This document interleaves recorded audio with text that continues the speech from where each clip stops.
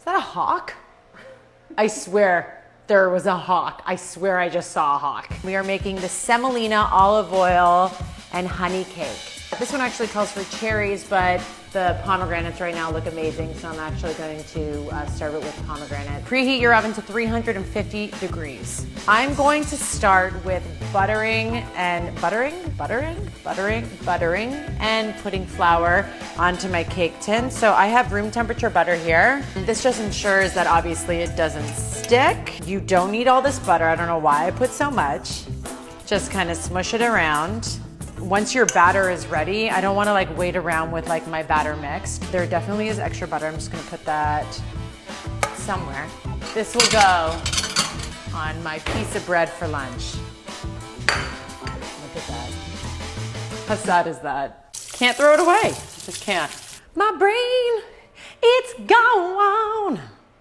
But whatever, the show must go on. I'm going to take some all-purpose flour. That's the flour we're using here in this recipe. I'm gonna just sprinkle this right into the cake pan. I'm just going to use my hand to tap the flour around the cake pan, and you want it to go all the way up to the sides. Oh, shit. And there you have a perfectly buttered and floured cake pan. We're gonna start with the dry ingredients. We have all-purpose flour here. So I like to get one big bowl and one smaller bowl. I actually have like a huge problem with mixing batter, like a lot of batter in a tiny bowl.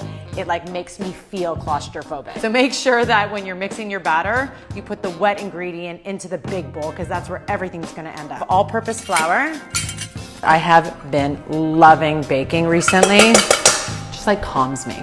Just makes me feel so relaxed. And it makes me feel like I've achieved something to watch like all these ingredients turn into like something, like a cake, like to actually watch it like rise in the oven, just like satisfies me like nothing else. I love it. Now, as I said before, it's a semolina olive oil cake. I actually couldn't find any semolina, so I'm actually gonna use cornmeal, which is a great substitute, and I've actually used in this cake batter before, and it's great. And I just measure it out equally the same way as the semolina. 1 cup of cornmeal or semolina, granulated sugar. Okay. When I finish like my flour or my like sugar from baking, I'm like, job well done, Eden. Super, super easy. Baking soda, kosher salt. All the dry ingredients are in this one bowl. To mix it up right now, just to get all the baking soda, baking powder. If you're using semolina, I have the cornmeal here. So you just want everything to be combined evenly. For the wet ingredients, 3 eggs. They need to be out at least a couple hours before because you don't want it to be too cold. Full fat plain yogurt, not Greek yogurt. 1/2 cup of whole milk. I love using extra virgin olive oil as the fat in my cakes. It brings so much flavor, so much moisture. And I love that I've like put honey throughout this recipe. So I put it in the cake and then I also added to the glaze that I finished the cake with. Olive oil and honey, I'm drooling. I have an obsession with putting citrus into my baked goods. You'll find that I do that a lot in my book. And you get such different notes from like the lemon and the orange, and I just feel like they're both so necessary in this cake. I like to keep my microplane up so when I zest, it collects. And I can see kind of gives me a better view of the actual lemon to make sure that I get as much as I possibly can off the lemon. And now I'm gonna do the orange.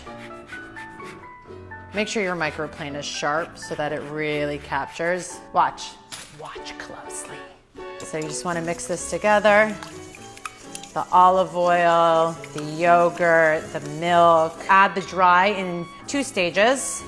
Using your whisk, I just kind of incorporate it like so. The second that's all in, you put the rest. So the second everything is all together and you don't see any more flour or dry ingredients, stop whisking and put everything to the side. So this is what it looks like. We're gonna take our buttered and floured pan and we're just going to pour this directly in there. I got out a spatula to make it easy.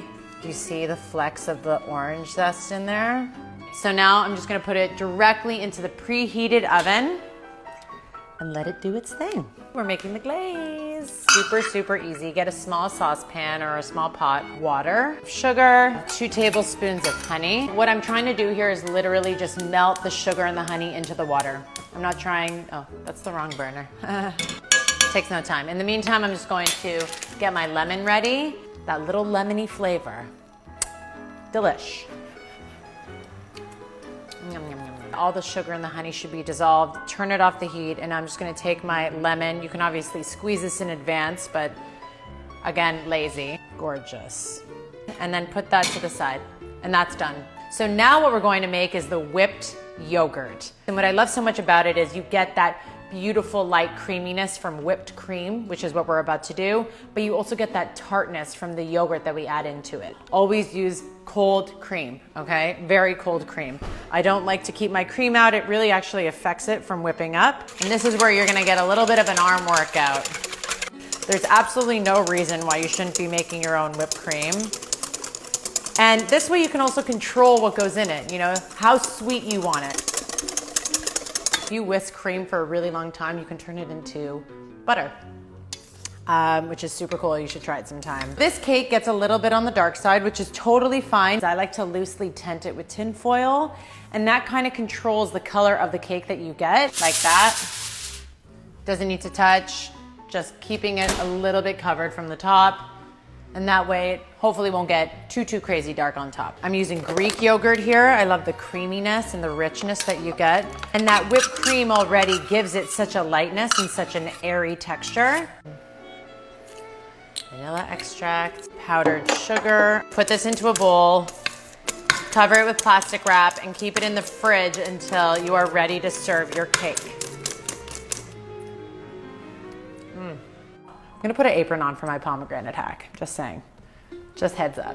Ready for my pomegranate. Big bowl. Did you see how I sliced the pomegranate? Right down the center. You cradle the pomegranate in your hand like this, and then you take your spatula and you hit it.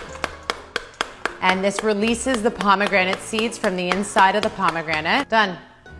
How long did that take me? Cake is ready.